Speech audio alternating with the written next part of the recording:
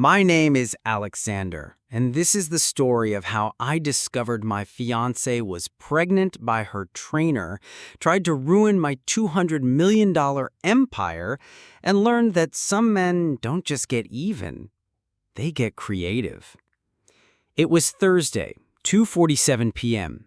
I remember the exact time because I was about to sign the biggest deal of my career, acquiring my competitor's company for $200 million when my phone rang.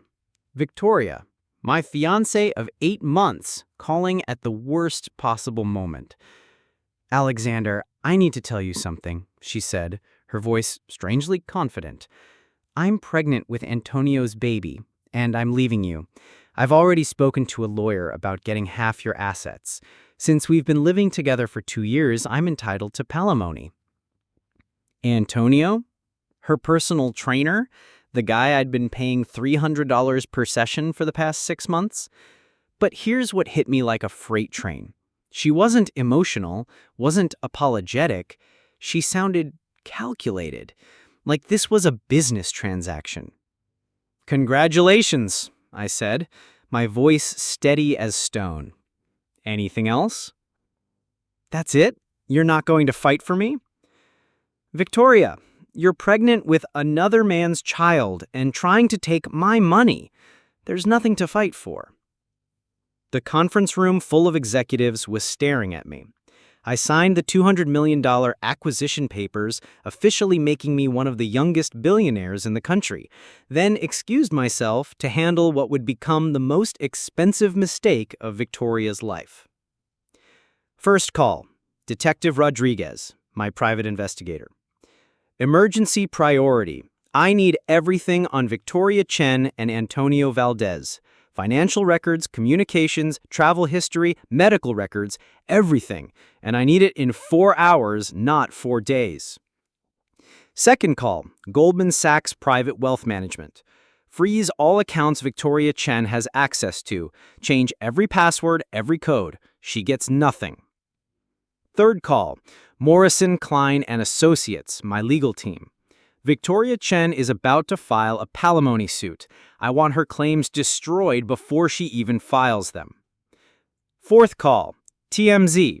I have an exclusive story about a gold digger targeting tech billionaires. Interested?" By 6 p.m., Rodriguez called back with information that made everything click into place. "Alexander, this isn't just an affair. This is an organized con. Victoria and Antonio have been running this scam for 3 years. They target wealthy men, she gets pregnant, then they file palimony suits for massive settlements. How many victims?" 7 confirmed. They've collected over $12 million in settlements. 3 of the men were so devastated they never recovered financially. One guy killed himself after losing his family business. My blood ran cold. This wasn't just cheating. This was systematic predator behavior. "There's more," Rodriguez continued. "Victoria isn't even pregnant. She's been faking it with fake pregnancy tests and doctor's visits to a clinic that doesn't exist. Antonio is her partner, not her lover. They're planning to fake a miscarriage after you pay the settlement." That's when I realized Victoria had made one fatal mistake. She'd chosen to con a man who owned 3 private security companies and friends in very interesting places. At 6:30 p.m., my doorbell rang.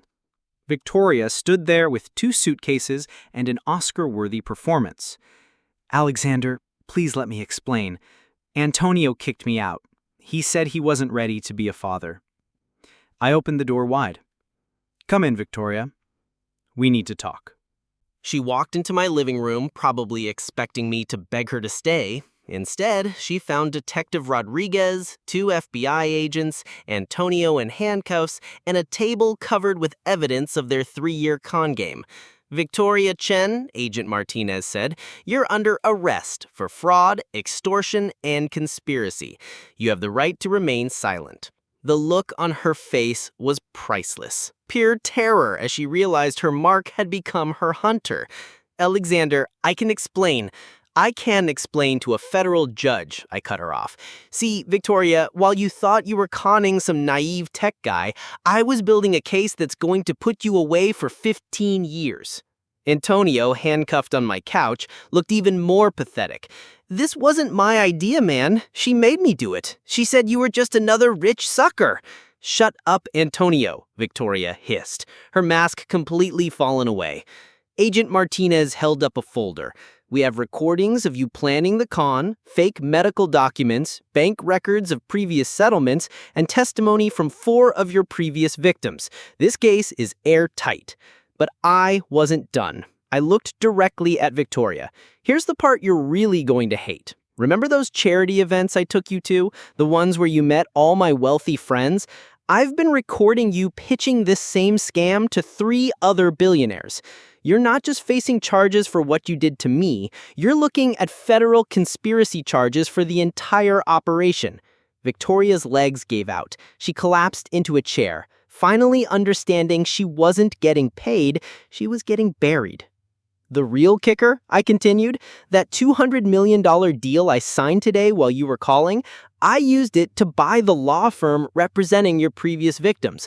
They're now working for me, helping build the federal case against you. Antonio started crying. We never meant for anyone to get hurt. That guy who killed himself, we didn't know he'd do that. James Morrison was his name. 43 years old, 2 kids, family business his grandfather started. You destroyed his life for $2.3 million. His kids are in my care now, by the way. I adopted them after their father's death. That wasn't true, but I wanted them to understand the weight of what they'd done. Victoria found her voice one last time. You can't do this. I have rights. I'm pregnant.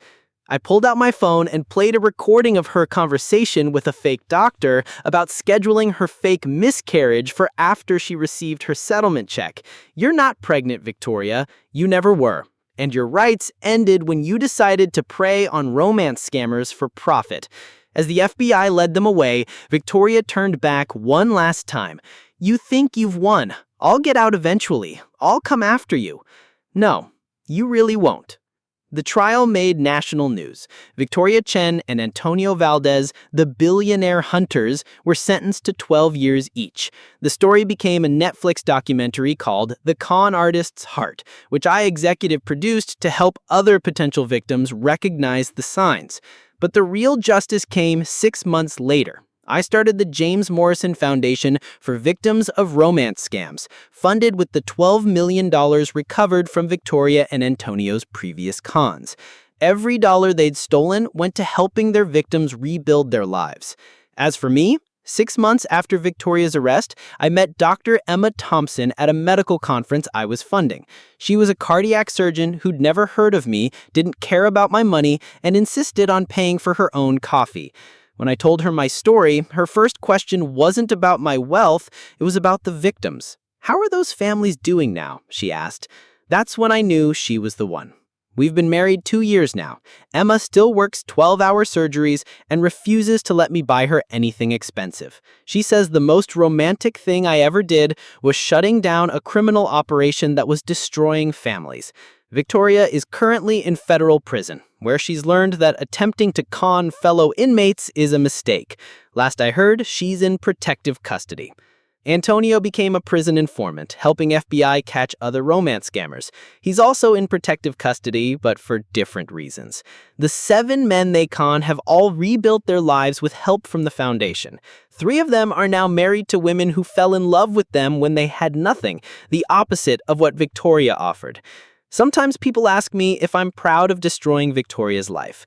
I tell them I didn't destroy anything. I simply revealed what was already there. A predator who viewed love as a business transaction and human misery as profit.